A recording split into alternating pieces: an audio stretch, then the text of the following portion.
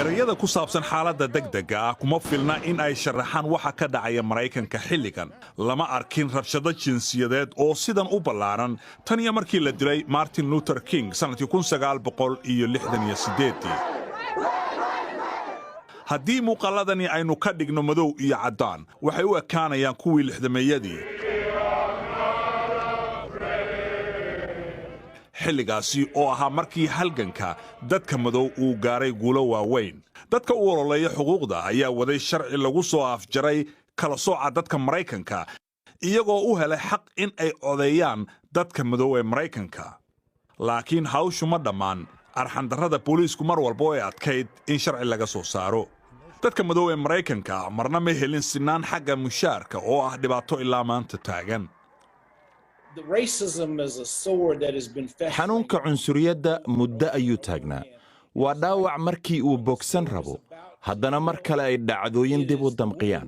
waa wax hadba halkoodii dib uga soo bilowda. laakiin su'aashu waa intee la'eg ayay dadku u dulqaadan karaan.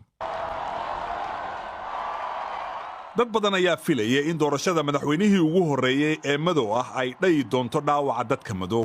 laakiin Barack Obama marna ma doonayn inta xafiiska uu joogay in lagu qiimeeyo midabkiisa. inuu madaxweyne noqday kama tarjumayn xaqiiqada in horumar laga gaaray xuquuqda dadka madow.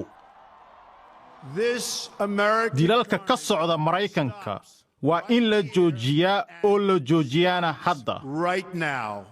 waxaa xilka kala wareegay Donald Trump oo masraxa siyaasadda soo fuulay markii uu muran ka keenay in Barack Obama uu ku dhashay Maraykanka eedayn aan waxba ka jirin. arrimo badan ayaa sabab u ahaa guushiisii 2016 laakiin Trump waxaa hubaala inuu ka faa'iiday madaxweyne madow oo caddaanku qaar aanay doonayn. Maraykanka waxaa hadda gelgelay 3 dhibaato oo isku mar dhacaya. waa cudur si weyn u taabtay dadkaan caddaanka ahayn. dhibaato dhaqaale oo iyana si ballaaran u taabatay dadkaasi iyo weliba deganaansho la'aan ay sababtay arxandarrida ciidamada booliiska oo si ballaaran u taabatay dadka madow. kala qaybsanaanta jinsiyadeed waa hab Maraykanka u degsan. waxa aynu arkaynana ma aha wax cusub laakiin waa dhibaato soo jireen ah oo sii socota.